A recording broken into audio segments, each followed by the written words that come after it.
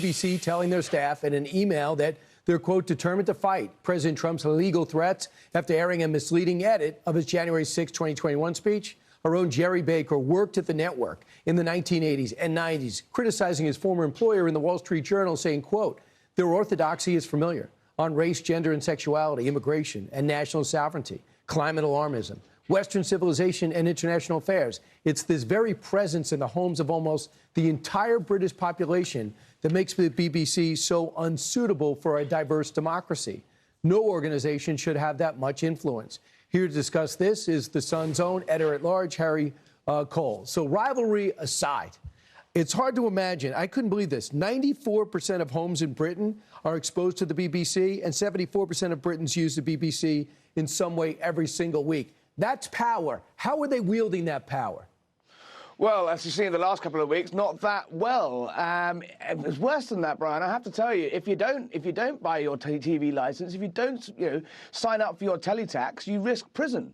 You are forced to watch the BBC. It's not that it's people are flocking to it out of choice. It's that they are forced with criminalisation if they don't play by the rules. And so it's a remarkable British institution. There are great things about the BBC. Do not get me wrong. There are brilliant journalists there. Some of them are friends of mine. Some of them are rivals of mine. But the culture of the place is the problem. Now, it used to be just that it was BBC drama that was, in a BBC drama, the bad guy in any drama was never, was never an Islamist. It was always a right-wing terrorist. Little subtle things like that. The culture, the comedy, the right were always the butt of every joke, and that's fine. They're lefties. Okay, we get that. But it's when it bleeds into BBC News, which is the gold standard. They say they are the gold standard of world journalism. It's when that bias bleeds into the news, it becomes a major problem.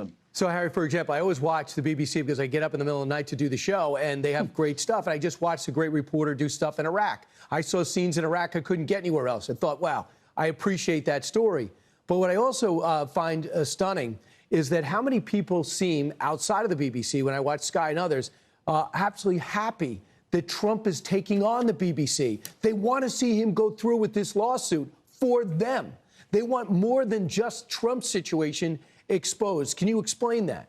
Well, I think they're being slightly caught up in a wider movement in Britain. There's almost the sort of beginnings of what we saw happen in America in the run-up to the election of Donald Trump. People are fed up. They've had enough. They've had enough of institutions. They've had enough of the courts, the judges, Parliament, politicians, and they see the BBC as almost an extension of the British state. And part of that backlash towards it is they're fed up with being told what to think. They're fed up with being told, what correct opinions are. And the BBC almost embodies that sort of group mindset of liberal smugness that is rammed down people's throats day in, day out.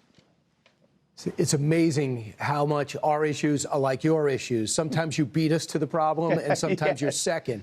Another thing when it comes to legal immigrations, since Starmer took over, they're up for these small boats coming over to your country are up about 50%. And now they're making some changes, sweeping asylum overhauls because of the people. This is one of the quotes from the new program. Residency wait now extended from 5 to 20 years. Refugee status, temporary. Return people if their home country deems safe. Officials can seize valuable cash to offset the costs. Tightening family reunification rules and reducing taxpayer-funded benefits. And it's different language, different approach, same objective. If you're going to come here the right way, and asylum's got to be stricter. How is this being received?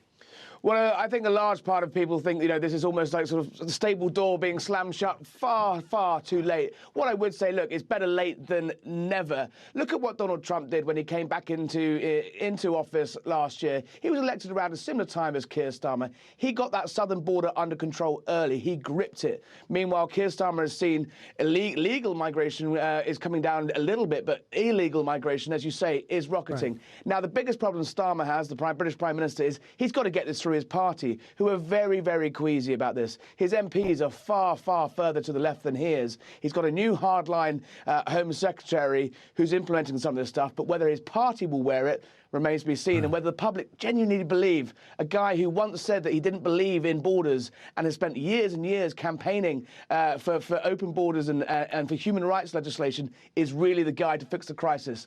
I suspect the British public will take this with a pinch of salt. Absolutely. And it's the same thing, too. Some people say Joe Biden was never this weak on the border, but the left wing of his party that got him into office forced him to do that. But you make the call. It's amazing how the issues are the same. Hope it works out. Harry, thanks for fighting for doing the right thing.